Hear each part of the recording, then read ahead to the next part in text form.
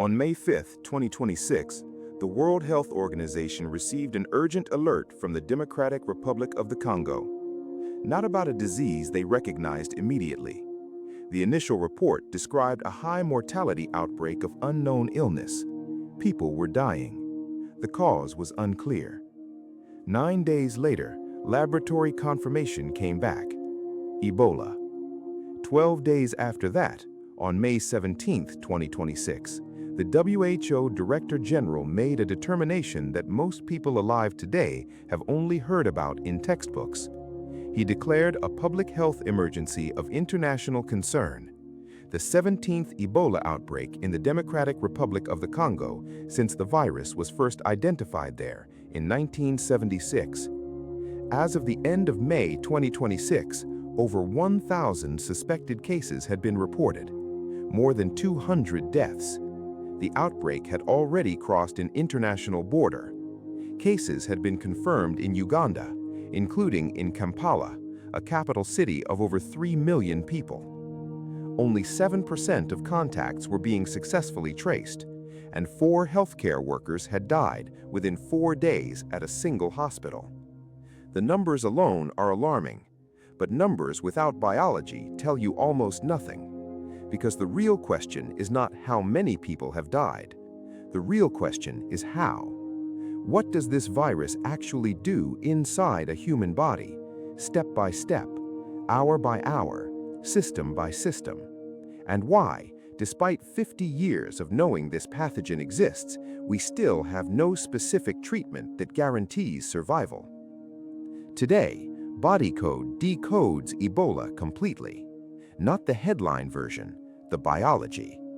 Because once you understand what this virus actually does, you will understand something that almost no news report will tell you. Ebola is not primarily a bleeding disease. It is a war between your own immune system and your own blood vessels. And the virus, engineered by 50 years of evolution in the forests of Central Africa, has become extraordinarily good at making sure the war destroys you before it ever has to do. To understand what Ebola does, you first need to understand what it is. Ebola belongs to a viral family called Filoviridae, from the Latin word phylum, meaning thread. The name describes what you see when you look at this virus under an electron microscope. Not a sphere, not a cluster, a long, sinuous, thread-like filament, sometimes straight, sometimes curved into a shape that looks almost like a shepherd's crook, reaching lengths of up to 14,000 nanometers, among the longest viral particles ever described. The 2026 outbreak is caused by Bundibugyo Ebola virus, one of 6 known species in the Ebola family, first identified in 2007 in a district of western Uganda, which gave it its name. The current outbreak is the 17th time this viral family has emerged in the DRC. The first time was 1976 near the Ebola River in what was then Zaire, a small mission hospital, a disease that killed 8 out of every 10 people it infected. Scientists had never seen anything like it. Ebola is a risk group 4 pathogen, the highest biosafety classification that exists, the category reserved for agents with no available vaccine, no effective treatment, and the potential to cause fatal disease in humans. To work with Ebola in a laboratory, you must be inside a full pressurized suit with its own air supply, in a facility with negative air pressure where nothing flows out without being completely sterilized, BSL-4. There are fewer than 60 such facilities in the entire world. This is not a virus that researchers study casually. But here is the detail that determines everything about how Ebola spreads and why it is not COVID-19. Ebola is not a respiratory virus. It does not spread through the air. It does not spread through casual contact. It spreads through direct contact with the bodily fluids of a person who is already showing symptoms: blood, vomit, sweat. The closer the contact and the later in the illness, the higher the concentration of virus. This is why funeral practices have historically been one of the primary drivers of transmission. Washing the body of someone who has just died from Ebola in the traditional way in many Central African cultures represents direct exposure to the most concentrated viral load in the entire course of the disease. And it is why the 2026 Outbreak report specifically noted school children dying, and why 5 school children were linked to a single cluster without school closures being implemented. Now we go inside. Because to understand why Ebola is so lethal, you have to understand its opening move. Most dangerous viruses announce themselves immediately. They enter the body, the immune system detects them, and the fever and inflammation that follow are the immune system fighting back. Ebola does not do this. Its first target is not a random cell. It is one of the most strategically important cells in your entire immune system, the macrophage.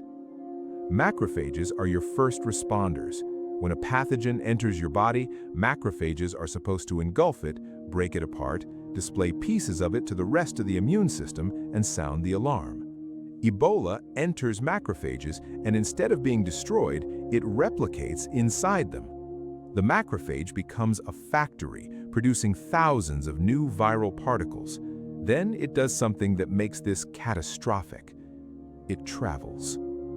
Macrophages circulate. They move through the lymph system and the bloodstream to wherever inflammation is detected. A macrophage infected with Ebola is a Trojan horse being carried by your own immune system to your lymph nodes, your spleen, your liver, and your adrenal glands. At the same time, Ebola attacks dendritic cells. Dendritic cells are the commanders of your adaptive immune response. Their job is to present foreign proteins to T cells, instructing the immune system to produce targeted antibodies. When Ebola infects dendritic cells, it does not destroy them immediately. It does something worse. It paralyzes them. The dendritic cell can no longer communicate with your T cells. The adaptive immune response, the precise, targeted response that would eventually produce the antibodies capable of neutralizing the virus, never gets activated. In fatal Ebola infections, researchers have documented that T-cell responses fail to mobilize, not because T-cells are absent, but because the command signal never arrived. The army is there, fully armed, waiting for orders, and the orders never come. Meanwhile, the virus silently replicates for 2 to 21 days with no symptoms, no fever, no sign that anything. The storm has a name. Cytokine storm. You have heard this term before. COVID-19 made it briefly famous. But what Ebola triggers is a different magnitude entirely, and the mechanism is uniquely devastating. Here is what happens. The Ebola virus carries a protein on its surface called a glycoprotein, GP. It is the spike that allows the virus to enter cells. But GP does something else that researchers at the Pasteur Institute and Cell Reports have documented in detail. As infected cells begin to die, they shed fragments of this glycoprotein into the bloodstream. This shed GP travels. It diffuses through the blood, and it binds to a receptor called TLR4 on every macrophage and dendritic cell it encounters, including the ones that were never directly infected. This binding activates those cells simultaneously, all of them, everywhere in the body at once. And each activated cell releases a flood of inflammatory signaling molecules, TNF-alpha, IL-1 beta, IL-6, IL-8, a cascade of pro-inflammatory cytokines that begins amplifying itself. This is the cytokine storm, not a warning signal, not a targeted response, a system-wide detonation of inflammatory chemistry that was never designed to fire at this scale. And this storm does something to your blood vessels that changes everything. Your blood vessels are lined by a single continuous layer of cells called endothelial cells. This lining is not passive. It is a living, dynamic barrier that controls what passes from your blood into your surrounding tissues. Under the inflammatory assault of the cytokine storm, this barrier begins to fail. The tight junctions between endothelial cells, the molecular seals that keep fluid inside the vessel, begin to open. Plasma from the blood starts leaking into surrounding tissue, everywhere. This is vascular leak syndrome, and it is the mechanism behind almost everything you see in severe Ebola. Fluid floods into the lungs. Blood pressure drops as fluid escapes the vessels. The kidneys lose their ability to regulate fluid balance. Blood pools in places it should never be.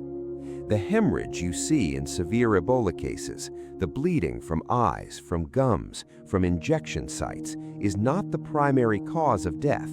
It is a symptom of the underlying vascular collapse.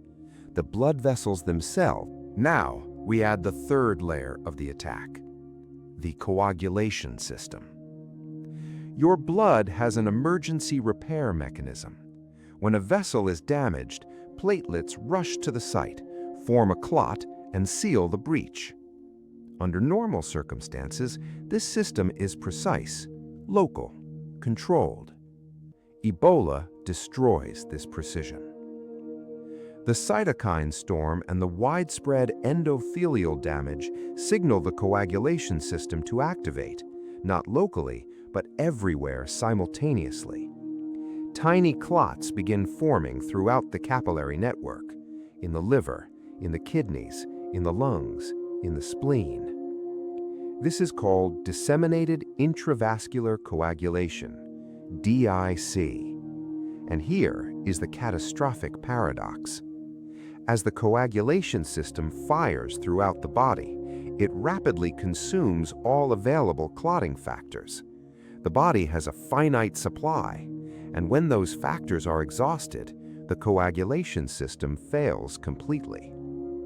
The same system that was overclotting everywhere now cannot stop bleeding at an injection site, cannot seal a small cut, cannot maintain pressure in vessels that are already leaking from the cytokine damage. Simultaneously, the adrenal glands are failing. The macrophage Trojan horses delivered the virus directly to the adrenal cortex, the glands that produce cortisol, the hormone we covered in last week's episode, the one your body absolutely requires to regulate blood pressure and mount a stress response. When the adrenal glands fail, blood pressure regulation collapses. And when blood pressure collapses, the kidneys stop filtering, the liver stops clearing toxins, the brain receives inadequate oxygen. This is not one organ failing, it is every organ failing simultaneously, because they were all connected to the same vascular system that the virus spent its incubation period quietly dismantling. Multi-organ failure. The clinical description of what happens when the blood vessel lining gives way across an entire body at once. The case fatality rate for the current Bundibugyo outbreak, according to WHO as of May 2026, is 30 to 50%. Earlier strains of Ebola Zaire in 1976 and again in 2014 reached 90%. 90%. In the worst recorded outbreak in history, the 2014 to 2016 West Africa epidemic, over 11,000 people died, not because the virus was always this lethal, but because for months in Guinea, in Liberia, in Sierra Leone, the local health systems had no context for what they were seeing, and by the time... So, why does anyone survive? Because this is the question the biology demands.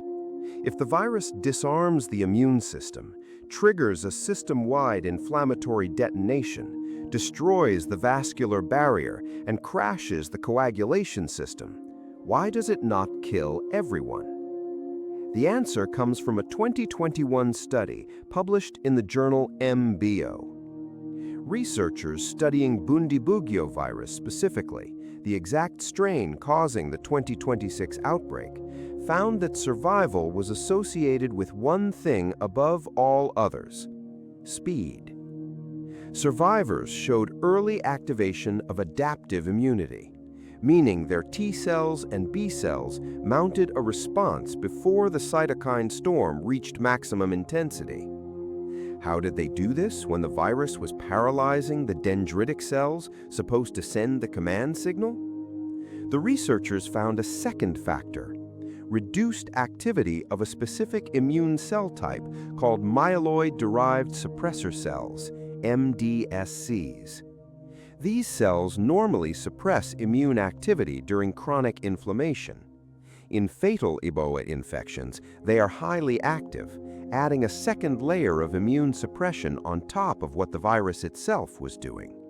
In survivors, MDSC signaling was reduced.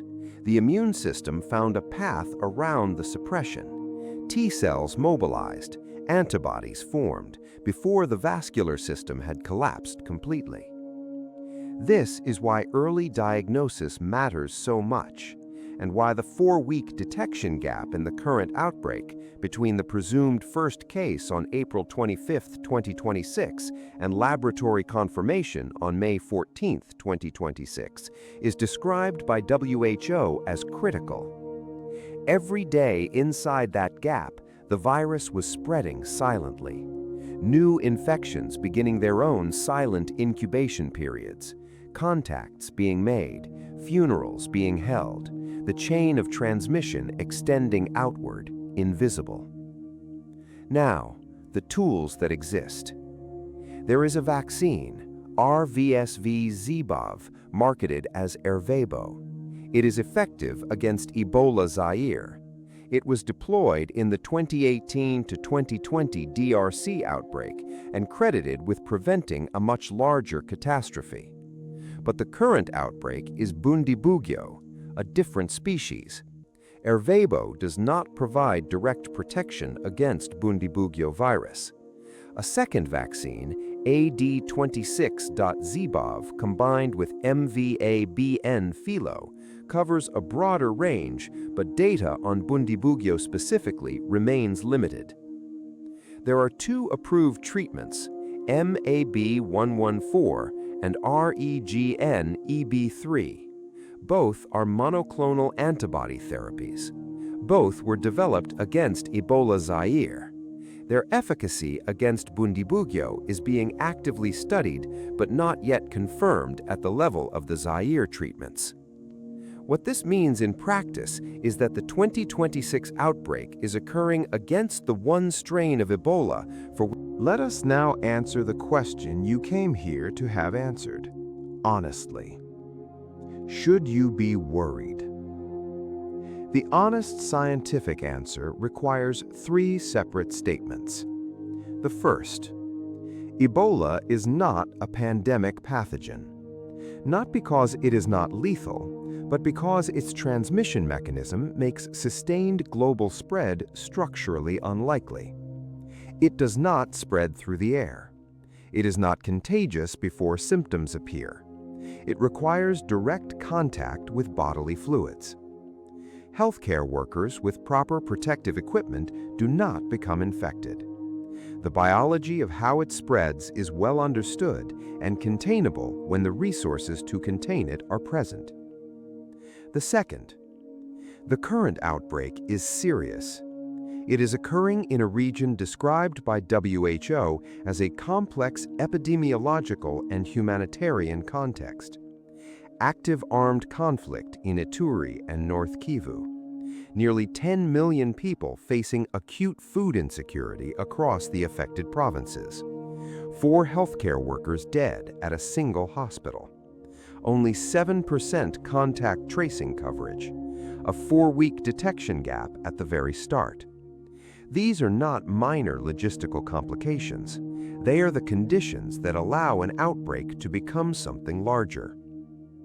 The third, the threat you personally face from this outbreak, if you live in Europe, North America, or Australia, is very low. WHO has not recommended travel restrictions. The Director General explicitly stated that travel bans do not help containment. Cases reaching other countries are possible and have occurred. Uganda has confirmed cases, but the transmission chain requires close direct contact, not shared air in an airport. What should concern you is not personal risk. What should concern you is the system. The 2014 epidemic that killed 11,000 people did not happen because Ebola suddenly became more lethal. It happened because 3 countries with severely limited healthcare infrastructure encountered a pathogen that overwhelmed their capacity to respond, and the global response was slow. The 2026 outbreak has already cost $500 million in international pledges, and reports as of late May indicate that funding pledged to the response had already halved within days of being announced. Money that does not arrive at the field does not contain the outbreak. Ebola's biology is understood. The mechanism is documented. The tools, imperfect as they are for this specific strain, exist. What determines whether this outbreak ends in hundreds of deaths or thousands is not virology. It is logistics. It is funding. It is whether healthcare workers can reach the communities where the virus is circulating, and whether the communities trust them enough to let them. Ebola does not spread through the air, but it has always been extraordinarily good at exploiting the gaps in the systems we build to stop it. Now you understand the biology. Now you know exactly what is happening inside the body of every person in Ituri province whose case number is being added to a WHO situation report. That understanding matters, not because it changes your personal risk, but because an informed world responds differently than an ignorant one. Now, before we close, the Ebola outbreak exists in a specific context right now, a world that has spent 2 years watching a different virus mutate its way into new hosts, new species, new geographies. Since 1996, a virus that began in a single goose farm in southern China has silently spread across every continent. It has now killed hundreds of millions of birds, infected dairy cattle across the United States, reached sea lions, mink, cats, and over 1,000 humans, killing approximately half of them. It is still a small number of targeted amino acid mutations away from potentially crossing the most important threshold in pandemic biology, the ability to spread efficiently between humans. Next week on BodyCode, we decode avian flu, H5N1. What is actually mutating? What specific changes researchers are watching for? What the difference is between the virus that exists today and the virus that would cause a pandemic actually is at the molecular level, and the honest scientific answer to the question that every virologist is quietly asking: how close are we? Make sure you are subscribed. I will see you there.